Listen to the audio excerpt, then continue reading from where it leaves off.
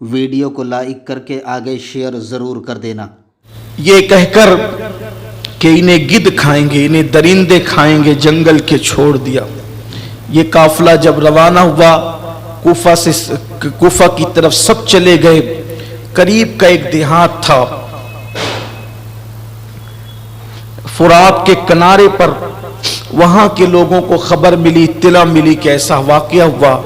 وہ آئے، چونکہ وہ لوگ سب جانتے تھے اہل بیت کو، وہ بھی مسلمان تھے، وہ سب جانتے تھے، پہچانتے تھے، مولا حسین کو بھی پہچانتے تھے، کیونکہ کوفہ میں کافی وقت گزارا تھا۔ مولا علی کے دور خلافت میں امام حسین نے شہزادوں کو بھی جانتے تھے۔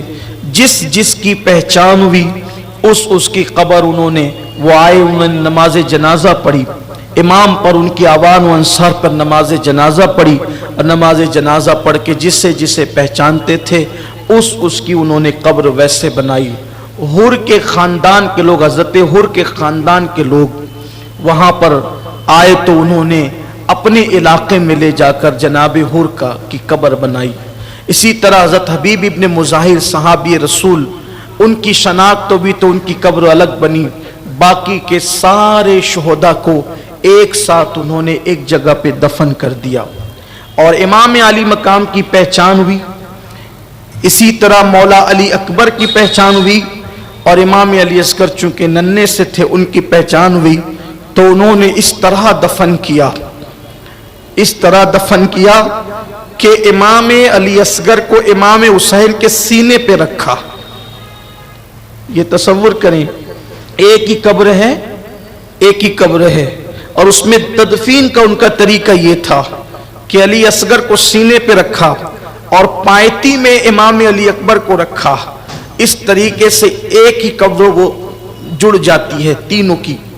ہو سکتا انہوں نے الگ دفن کیا ہو امام علی اکبر کو، لیکن امام علی اصغر کو سینے پہ رکھا، اور اب وہ ایک ہی ہو گئی یہ تینوں کی قبر۔ جہاں ہم امام علی مقام کے روضے پر حاضری دیتے ہیں، تھوڑی چوڑی سی قبر ہے، جب وہاں پہنچتے ہیں تو اندازہ ہوتا ہے حسین آج بھی اکیلا نہیں سویا، حسین آج بھی سینے پر علی اصغر کو اور پائتی میں علی اکبر کو لے کر آرام فرما رہے ہیں۔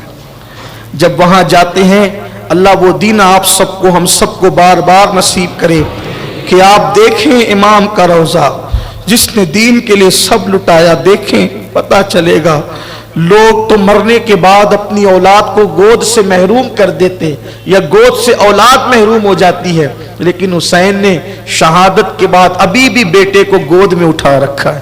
تصور کی دنیا میں دیکھیں تو ابھی بھی، اور علی اکبر کو گویا کہ ابھی بھی انگلی پکڑا رکھا ہے۔ یہ میری عقیدتیں بول رہی ہے، اللہ اکبر۔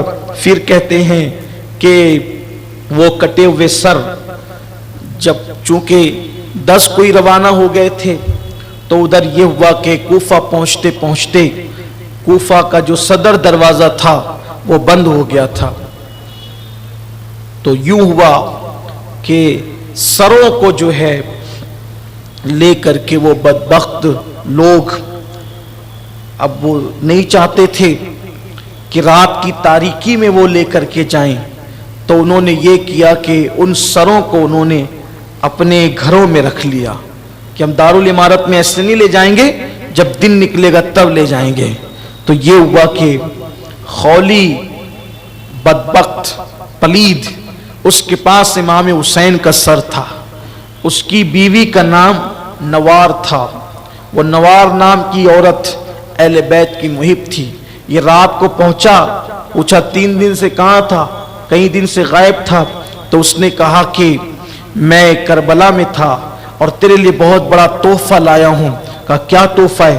کہا حسین ابن علی کا سر ہے۔ کہا استغفر اللہ، لوگ زیورات لاتے ہیں اور تو حسین ابن علی نواسے رسول کا سر لایا ہے۔ بدبخت، اگر رات کا وقت نہ ہوتا میں ابھی تیرے گھر سے چلی جاتی۔ جو نواسے رسول کا احترام نہ کرے میں اس کے ساتھ زندگی نہیں گزار سکتی۔ یزید کے حامیوں کی تھوڑی سی توجہ چاہتا ہوں، خدا کے لیے فرقہ واریت چھوڑو، تعصب چھوڑو۔ دیکھو 1400 سال کے بعد تم کہاں یزید کی حمایت کرنے لگے؟ یزیدیوں کی حمایت تو ان کی عورتوں نے بھی نہیں کیا، ان کے گھر اجڑ گئے، بیویاں گھر سے چلی گئی، اور پھر اس نے کہا اگر رات نہ ہوتی تو میں چلی جاتی، مجھ پہ حرام ہے کہ اب میں تیرے بستر پر آؤں۔ اور اس کے بعد اس بی بی نے یہ کیا کہ امام علی مقام کا سر اس نے خولی نے جہاں رکھا تھا وہ وہاں گئی۔ وہ بی بی بیان کرتی ہے کہ نوار نام کی بی بی وہ بیان کرتی ہے کہ میں رات کو اس سر انور کے پاس کھڑی رہی اور درود شریف پڑھتی رہی تو میں نے کیا دیکھا کہ سر سے لے کر آسمان تک انوار ہی انوار تھے۔ اور وہاں پر پھر وہ بیان کرتی، امام ابو اسحاق اسفرائینی لکھتے ہیں کہ وہ کہتی ہے کہ میں نے دیکھا کہ میرے گھر میں چند بیویاں آئی اور ان سر کی پیشانی کو بوسہ دینے لگی۔ میں نے پوچھا، اور رو رہی تھی، میں نے پوچھا بیویوں تم کون ہو؟ تو انہوں نے، ایک بیوی نے کہا کہ میں ہاجرہ ہوں، ایک نے کہا میں حوا ہوں، ایک نے کہا میں فاطمہ بنت محمد ہوں، اور وہ سب رو رہی تھی۔ اللہ اکبر۔ پھر صبح ہوئی تو ان لوگوں نے وہ قافلہ اور یہ قافلہ، سروں کا قافلہ اور یہ قافلہ، پھر انہوں نے کوفہ میں گھمانے کے پلاننگ سے جو ہے وہ کوفہ شہر کے اندر پھر یہ داخل کیا۔ اور جب